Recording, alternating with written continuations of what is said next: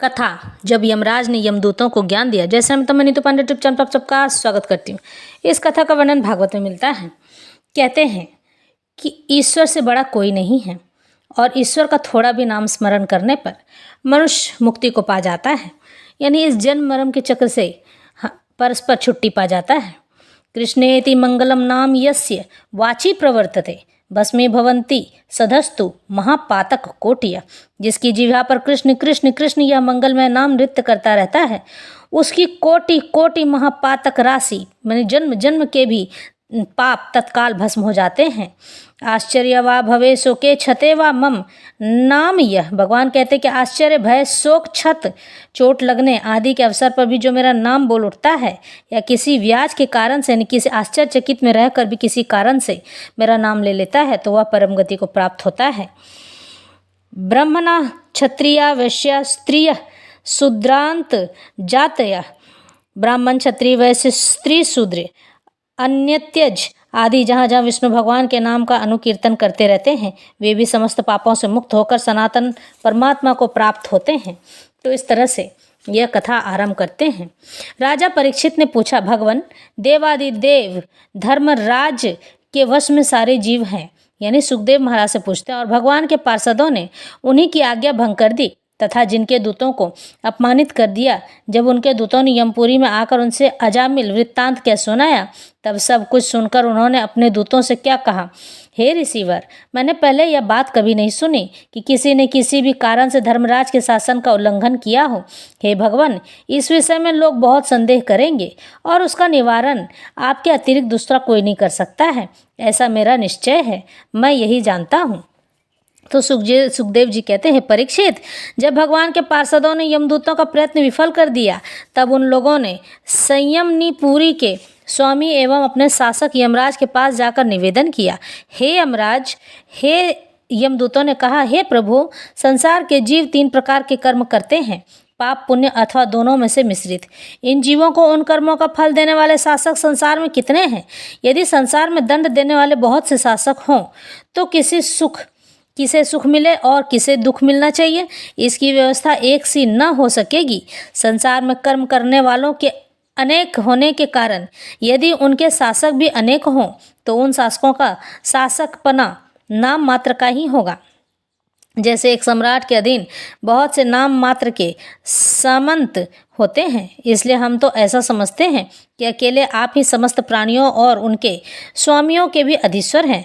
आप ही मनुष्यों के पाप और पुण्य के निर्णायक दंडाता और शासक हैं। हे प्रभु, आप तक संसार में कहीं भी आपके द्वारा निश्चित किए गए हुए दंड की अवहेलना नहीं हुई है, किंतु इस समय 4 अद्भुत सिद्धों ने आपकी आज्ञा का उल्लंघन कर दिया है। हे प्रभु, आपकी आज्ञा से हम लोग एक पापी को यतनागृह की ओर ले जा रहे थे, परंतु उन्होंने बलपूर्वक आपके फंदे काटकर उससे अपने आप को छुड़ा लिया। हम आपसे उनका रहस्य जानना चाहते हैं। यदि आप हमें सुनाने का अधिकारी समझें तो कहें। हे प्रभु, बड़े ही आश्चर्य की बात हुई कि इधर तो अजामिल के मुंह से नारायण यह शब्द निकला और उधर वे डरो मत कहते हुए झटपट वहां आ पहुंचे, यानी भगवान जी। श्री सुखदेव जी कहते हैं, जब दूतों ने इस प्रकार प्रश्न किया तब देव शिरोमणि प्रजा के शासक भगवान यमराज ने प्रसन्न होकर श्रीहरि के चरण कमलों का स्मरण करते हुए उनसे कहा, हे यमराज दूत। यमराज ने कहा, हे दूतों, मेरे अतिरिक्त एक और ही चराचर जगत के स्वामी हैं। उन्हीं में यह संपूर्ण जगत सूत में वस्त्र के समान ओतप्रोत है, यानी कि एक ही धागे में पिराए हुए हैं। उन्हीं के अंश ब्रह्मा विष्णु और शंकर इस जगत की उत्पत्ति स्थिति तथा प्रलय करते हैं, यानी कि उसको उत्पन्न भी करते हैं और उसका नाश भी कर देते हैं। उन्होंने ही इस सारे जगत को नथे हुए बैल के समान अपने अधीन कर रखा है। मेरे प्यारे दूतों, जैसे किसान अपने बैलों को पहले छोटी छोटी रस्सियों में बांधकर फिर उन रस्सियों को एक बड़ी आड़ी रस्सी में बांध देते हैं, वैसे ही जगदीश्वर भगवान ने भी ब्रह्माणी आदि वर्ण और ब्रह्मचर्य आदि आश्रम रूप छोटी छोटी नाम की रस्सियों में बांधकर फिर सब पापों को वेदनावीन रूप बड़ी रस्सी में बांध दिया है। इस प्रकार सारे जीव नाम एवं कर्म रूप बंधन में बंधे हुए हैं, भयभीत होकर उन्हें ही अपना सर्वस्व भेंट कर रहे हैं। हे दूतों, मैं इंद्र निरीति वरुण, चंद्रमा आदि, अग्नि, शंकर, वायु, सूर्य, ब्रह्मा 12, आदित्य, विश्वे देवता 8, वसु, साध्य 49, मरुत, सिद्ध 11, रुद्र, रजोगुण एवं तमोगुण से रहित भृगु आदि प्रजापति और बड़े बड़े देवता सबके सब सत्व प्रधान होने पर भी उनकी माया के अधीन है तथा भगवान कब क्या किस रूप में करना चाहते हैं इस बात को कोई नहीं जानता है। तब दूसरों की तो बात ही क्या है। इस पर दूतों जिस प्रकार घट पट आदि रूपवान पदार्थ अपने प्रकाशक नेत्र को नहीं देख सकते हैं, वैसे ही अंतःकरण में अपने साक्षी रूप से स्थित परमात्मा को कोई भी प्राणी इंद्रिय, मन, प्राण, हृदय या वाणी आदि किसी भी साधन के द्वारा नहीं जान सकता है। यानी कि जो सामान्य जीवन जीता है वह नहीं देख सकता है। वे प्रभु सबके स्वामी और स्वयं परम स्वतंत्र हैं। उन्हीं मायापति पुरुषोत्तम के दूत उन्हीं के समान पुरुष मनोहर रूप, गुण और स्वभाव से संपन्न होकर इस लोक में प्रायः घुमा करते हैं, विचरण किया करते हैं। विष्णु भगवान के सुर पूजित एवं परम अलौकिक पार्षदों का दर्शन बड़ा दुर्लभ है। वे भगवान के भक्तजनों को उनके शत्रुओं से, मुझसे और अग्नि आदि सब विपत्तियों से सर्वथा सुरक्षित रखते हैं। स्वयं भगवान ने ही धर्म की मर्यादा का निर्माण किया है। उसे न तो ऋषि जानते हैं और न देवता या सिद्धगण ही। ऐसी स्थिति में मनुष्य, विद्याधर, चारण और असुर आदि तो जान ही कैसे सकते हैं। भगवान के द्वारा निर्मित भागवत धर्म परम शुद्ध और अत्यंत गोपनीय है। उसे जानना बहुत ही कठिन है। जो उसे जान लेता है वह भगवत स्वरूप को प्राप्त हो जाता है। दूतों, भागवत धर्म का रहस्य हम 12 व्यक्ति ही जानते हैं। सनत कुमार, ब्रह्मा जी, देवर्षि नारद, भगवान शंकर, सनत कुमार, कपिल देव, स्वयंभू, मनु, प्रहलाद, जनक, भीष्म पितामह, बलि, सुखदेव जी और मैं धर्मराज। इस जगत में जीवों के लिए बस यही सबसे बड़ा कर्तव्य, परम धर्म है कि वे नाम, कीर्तन आदि उपायों से भगवान के चरणों में भक्तिभाव प्राप्त कर लें। हे प्रिय दूतों, भगवान के नामोच्चारण की महिमा तो देखो। अजामिल जैसा पापी भी एक बार नामोच्चारण करने मात्र से मृत्यु पास से छुटकारा पा गया था। भगवान के गुण, लीला और नामों का भली भांति कीर्तन मनुष्यों के पापों का सर्वथा विनाश कर दे। यह कोई उसका बहुत बड़ा फल नहीं है, क्योंकि अत्यंत पापी अजामिल ने मरने के समय चंचल चित्त से अपने पुत्र का नाम नारायण उच्चारण किया था। इस नामाभास मात्र से ही उसके सारे पाप तो छीन हो गए, मुक्ति की प्राप्ति भी हो गई। बड़े बड़े विद्वानों की बुद्धि कभी भगवान की माया से मोहित हो जाती है। वे कर्मों के मीठे मीठे फलों का वर्णन करने वाले आदर्शवाद रूपिणी वेदवाणी में ही मोहित हो जाते हैं और यज्ञादि बड़े बड़े कर्मों से ही संलग्न करते रहते हैं। इस सुगम भगवान नाम महिमा को नहीं जानते हैं। यह कितने खेद की बात है। सब अपने अपने काम में रत रहते हैं, भोग विलास में रत रहते हैं और भगवान के नाम का स्मरण भी नहीं करते हैं।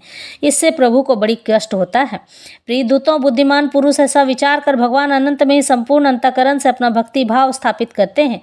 वे मेरे दंड के पात्र नहीं हैं। पहली बात तो यह है कि वे पाप करते ही नहीं हैं, परंतु यदि कदाचित संयोगवश कोई पाप बन भी जाए तो उसे भगवान गुणगान तत्काल नष्ट कर देते हैं।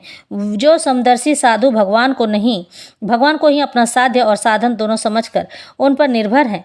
बड़े बड़े देवता और सिद्ध उनके पवित्र चरित्रों का प्रेम से गान करते रहते हैं। मेरे दूतों, भगवान की गदा, उनकी गदा रक्षा करती रहती है। उनके पास तुम लोग कभी भूल कर भी मत फटकना। उन्हें दंड देने की सामर्थ्य न हम में है और न साक्षात काल में ही है। बड़े बड़े परमहंस दिव्य रस के लोभ से संपूर्ण जगत और शरीर आदि से भी अपनी अहंता ममता हटाकर अकिंचन होकर निरंतर भगवान मुकुंद के पदार विंद का मकरंद रसपान करते रहते हैं।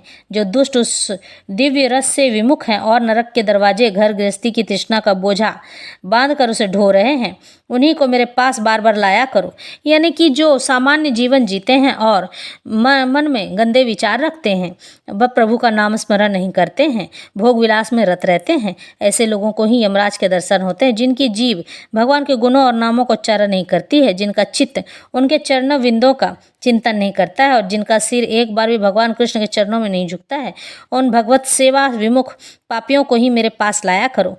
आज मेरे दूतों ने भगवान के पार्षदों का अपराध करके स्वयं भगवान का ही तिरस्कार किया है। यह मेरा ही अपराध है। पुराण पुरुष भगवान नारायण हम लोगों का यह अपराध क्षमा करें। हम अज्ञानी होने पर भी हैं उनके निजी जन और उनकी आज्ञा पाने के लिए अंजलि बांध कर सदा उत्सुक रहते हैं। अतः परम महिमा मान्वित भगवान के लिए यही योग्य है कि वे क्षमा कर दे। मैं उन सर्वांतर्यामी एक रस अनंत प्रभु को नमस्कार करता हूँ। फिर सुखदेव जी कहते, परीक्षित, इसलिए तुम ऐसा समझ लो कि बड़े से बड़े पापों का सर्वोत्तम, अंतिम और पाप वासनाओं को भी निर्मूल कर डालने वाला प्रायश्चित यही है कि केवल भगवान के गुणों का, लीलाओं और नामों का कीर्तन किया जाए। इसी से संसार का कल्याण हो सकता है। जो लोग बार बार भगवान के उदार और कृपापूर्ण चरित्रों का श्रवण कीर्तन करते हैं, उनके हृदय में प्रेममयी भक्ति का उदय हो जाता है। उस भक्ति से जैसी आत्मशुद्धि होती है, वैसी कृच्छ, चंद्रायन आदि व्रतों से नहीं होती है। जो मनुष्य भगवान श्री कृष्ण चंद्र के चरणारविंद मकरंद रस का लोभी भ्रमर है, वह स्वभाव से ही माया के आपात रम्य, दुखद और पहले से ही छोड़े हुए विषयों में फिर नहीं रमता है। किंतु जो लोग उस दिव्य रस से विमुख हैं, कामनाओं ने जिनकी विवेक बुद्धि पर पानी फेर दिया है, वे अपने पापों का मार्जन करने के लिए पुनः प्रायश्चित रूप कर्म ही करते हैं। इससे होता यह है कि उनके कर्मों की वासना मिटती नहीं और वे फिर जैसे ही दोष कर बैठते हैं। परीक्षित, जब यमदूतों ने अपनी स्वामी धर्मराज के मुख से इस प्रकार भगवान की महिमा सुनी और उसका स्मरण किया, तब उनके आश्चर्य की सीमा न रही। तभी से वे धर्मराज की बात पर विश्वास करके अपने नाश की आशंका से भगवान के आश्रित भक्तों के पास नहीं जाते हो, तो क्या वे उनकी ओर आंख उठाकर देखने में भी डरते हैं। प्रिय परीक्षित, यह इतिहास परम गोपनीय, अत्यंत रहस्यमय है। मलय पर्वत पर विराजमान भगवान अगस्त्य जी ने श्री हरि की पूजा करते समय मुझे यह सुनाया था। यह कथा यहीं संपन्न होती है।